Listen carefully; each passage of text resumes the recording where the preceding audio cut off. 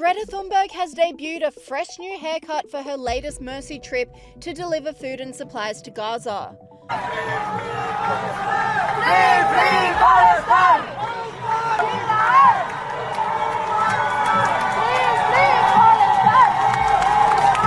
Online commentators mocked Greta's bizarre new look, with this commentator saying, "Let's all take a moment to congratulate Greta Thunberg on her successful transition into Lord Farquaad."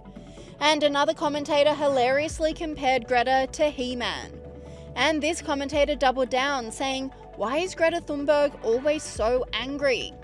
The new hairstyle comes as Greta embarked on a fresh Freedom Flotilla Mercy dash to Gaza to distribute food and supplies to the region. But this story is also about a global uprising, about how people are stepping up when our governments fail to do so. But unfortunately for Thunberg and her activist friends, the mission ended almost as soon as it began, with wild weather forcing the crew back to Barcelona within the first 24 hours. Sky News commentator Esther Kraku slammed the stunt, saying it's all for attention.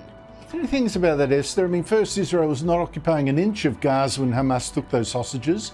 Two, there is no genocide. And three, is she excusing Hamas for holding and starving Jewish hostages? I'll tell you what's even more incredible, that, and as a national broadcaster like Sky News UK is even asking a young lady who's basically a truant that became world famous for whinging about climate change, anything about the nuances of the Israel-Gaza conflict. That's what I find astonishing. Why? What qualifications does she have? The last boat that she tried to take to Gaza, which is literally a war zone, was intercepted. Why is she doing this again? For the attention. And this is what I keep saying, it's become the omni-cause.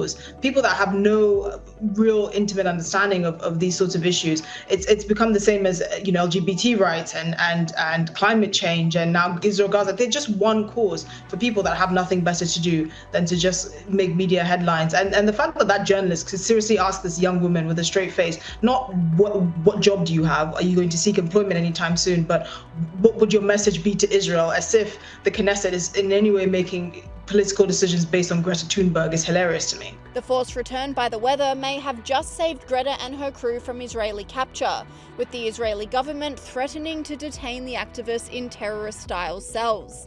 According to publication Israel Hayom, the Israeli National Security Minister Ben Gvir will present Prime Minister Benjamin Netanyahu with a harsher plan to deter the activists from returning, instead of simply turning them around like they did last time.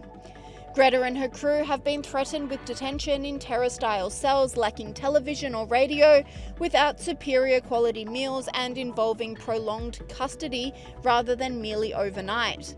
This is a far more brutal threat than Greta's treatment last time her flotilla entered the region, when Israeli authorities simply put her on a plane back to Europe.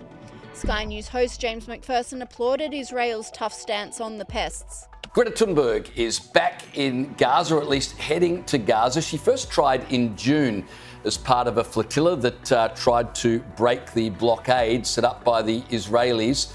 She was intercepted. She spent a day in Israel before being sent home on a plane. Interestingly, while she was in Israel, she was offered the chance to watch footage of the October 7 attack so she could see what was done to the Israelis. She refused to watch that. Her ignorance continues, and now she's setting off with others to try to break the blockade again.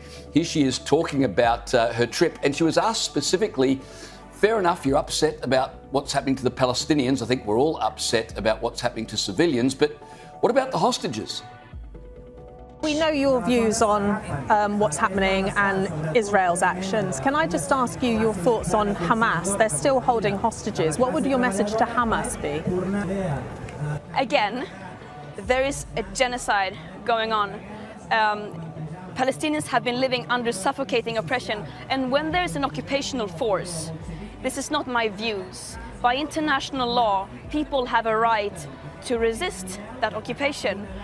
She really is insufferable, isn't she? As I said, last time she tried this stunt, the Israelis intercepted her boat. She was in Israel, I think, for a night before they sent her home. But this time, they're promising not to be so nice. They've said they'll put her in jail and one of the prisons reserved for terrorists at that.